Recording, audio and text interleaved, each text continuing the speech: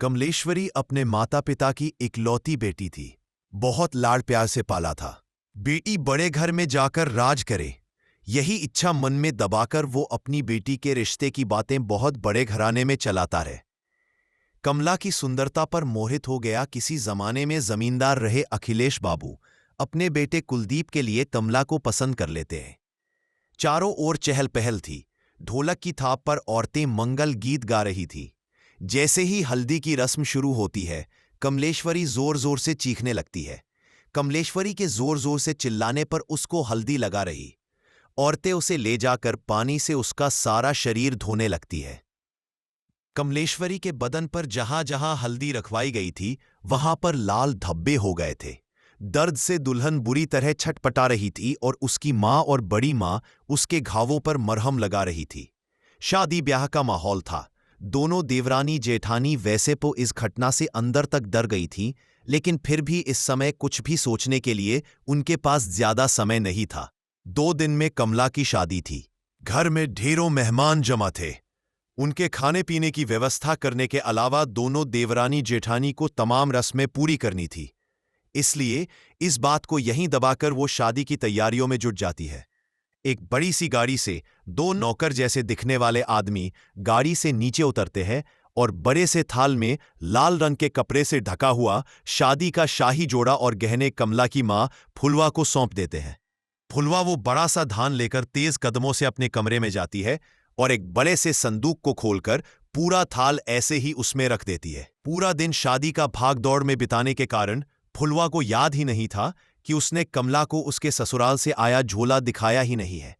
अगले दिन दोपहर 4 बजे फुलवा तेजी से पल्लू अपनी कमर में खोजते हुए अपने कमरे में जाती है और संदूक खोलकर वो दवा लेकर सीधा कमला के कमरे में पहुंचती है। कमला के ससुराल से आया हुआ लहंगा बहुत ही शानदार था। लहंगे को देखकर ऐसा लगता था जैसे किसी रानी महारानी की पोशाक हो। जैसे ही कमला की सहेलियां दुपट्टा कमला को पहनाने लगती है, तभी एक सहेली जोर से चीखती है और 2 कदम पीछे हट जाती है।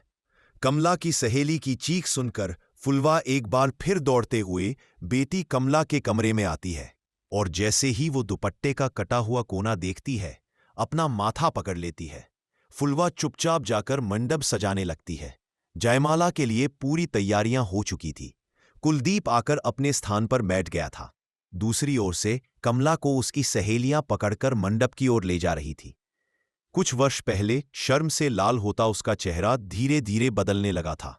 अचानक ही उसके चेहरे के हाव भाव बदलने लगते हैं और वो उसका हाथ पकड़कर लेकर आती उसकी सहेलियां को पूरा जोर लगाकर दूर धकेल देती है।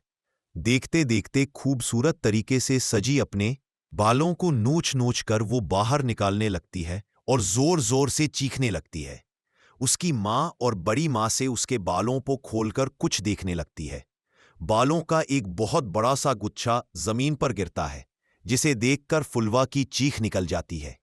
बड़ी मां कमला के बालों को देखती है तो पाती है कि सर के एक हिस्से के बाल पूरी तरह से गायब हो गए हैं और वहां पर एक गोल घेरा जैसा बन गया है। कमला अभी भी घबराकर अपनी मां के गले लगी हुई थी। ब्याह का सारा उत्साह शुरू हो गया था और बुझे मन से ही कमला मुरझाए चेहरे और बिखरे बालों में ही कुलदीप के गले में माला डाल देती है। सारी घटनाएं एक बहुत बड़ी अनहोनी की ओर इशारा कर रही थी। बड़ी मां दौड़कर जाती है और कुछ सामान अपनी मुट्ठी में लेकर कमला के पास आ जाती है। मनमोहन मंत्र बुदबुदाते हुए वो 5 बार कमला के ऊपर से मुट्ठी में लिया हुआ वो सामान उतारती है और आखिरी बार जैसे ही वो कमला के सिर पर से नजर उतारने के बाद माथे को छूती है, उसे जोरदार झटका लगता है और वो उछलकर दूर जा गिरती है। ये सब देखकर सभी लोग स्तब्ध थे। जुबान जैसे हलक में अटक गई थी। समझ नहीं आता कि आखिर हो क्या रहा है।